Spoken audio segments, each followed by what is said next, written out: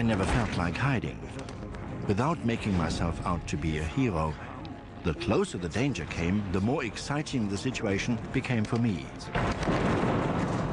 As the Soviet armies close around Berlin, orders go out to these boys and their grandfathers to turn the city into a super Stalingrad that will be the grave of the Soviet army.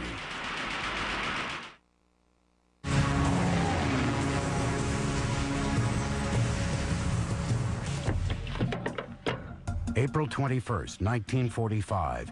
In the Berlin suburb of Marzahn, Soviet artillerymen prepare to fire an historic barrage. Shells are painted with slogans like "For Stalingrad" and "For the Laus Goebbels." At exactly 9:30 a.m., their guns crash into action. The shells fly 10 miles to smash down into the center of Berlin. For the first time in the war, the heart of Hitler's Third Reich is within range of ground fire. The Soviet army is on its doorstep. The shells came so suddenly, you couldn't hear them. During the bombing raids, you could hear the bombs whistling down before they exploded. When you can hear them, you can get into cover. If you can't hear them, it's too late. You're scared and shocked, so it's a case of get under cover immediately, take cover. Volle Deckung. After a bitter 4-day battle east of Berlin, Soviet forces have finally broken through the city's outer defenses. South of the city, Marshal Konev's tank columns are approaching the Teltow Canal and the suburb of Potsdam. At the same time, Marshal Zhukov's forces are striking past the city to the north and pushing into the eastern suburbs. Only 6 weeks earlier, Hitler had ordered an extensive network of defenses to be built in the city. Soviet troops are to be held up by minefields and trench systems and channeled into killing zones. Barricades and gun positions are to cover every street. But short of time and lacking manpower and resources, the defenses are half built and there are only 41,000 men in the garrison. Most are policemen, old men formed into a home guard called the Volkssturm, and teenage boys from the Hitler Youth like Wolfgang Urbanski. For the first time, we were properly outfitted with uniforms and equipment. I looked just like Rambo. On my left and right, I had egg grenades, stick grenades, 2 pistols, and naturally, most important of all, my machine gun. By 7 p.m. on day 6, the Red Army has reached the Teltow Canal on the southern border of Berlin. Only 40 yards of water lies between its tanks and the center of Hitler's capital city. But reinforcements arrive for the Berlin defenses just in time. Driven back into the city by Zhukov's forces are the units which held out so long at Seelow Heights. These 45,000 troops now become the backbone of the defense. They bring with them just 60 tanks to hold back the masses of Soviet armor. As the Soviet ring of steel closes around Berlin, the Nazi warlords realize that their world has ended. But Hitler refuses to leave the doomed city. In his bunker deep beneath the Reichschancellery, he issues orders to phantom armies and demands suicidal attacks by his exhausted soldiers. The scene in the Führer bunker is an almost comical scene of French farce, with doors opening and closing and people slipping into rooms and negotiating and sneaking out and sneaking back in.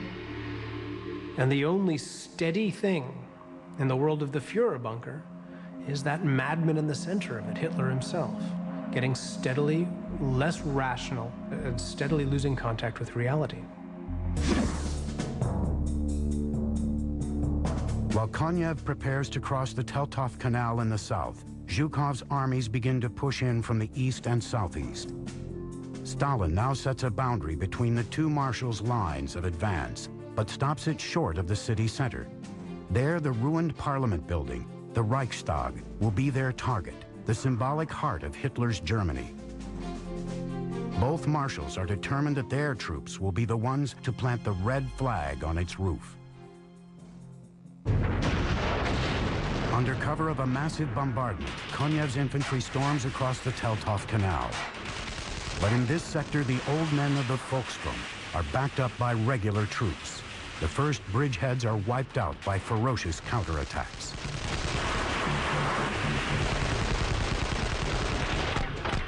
By midday, Konev's tanks are fighting their way through the maze of buildings on the north bank. Further east, Zhukov's men are also advancing. But here the defenders are SS troops. They fight back fanatically. German aid stations are overwhelmed by the flood of wounded. For 16-year-old Gisela Stenger, it is a nightmare experience. Of course, I wasn't a trained nurse, but I ran around and helped to hold an arm or leg that was being put in plaster or amputated. The blood was running down the stairs, and I was told to get a cloth to wipe it up so that no one would see it. Naturally, it all affected me very deeply. I hadn't always bothered before, but now when I went to sleep at night, I started to pray again. Fighting every step of the way, the German defenders in the south and east pull back toward the center of Berlin. But on April 25th comes the news that the people of Berlin have been dreading.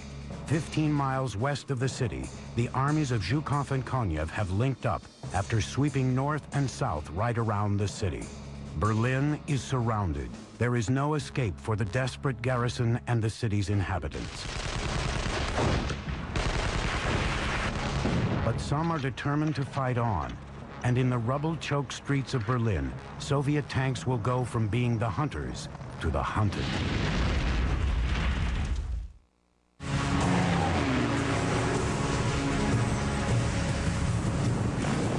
April 26, 1945, day 10 of the Battle of Berlin.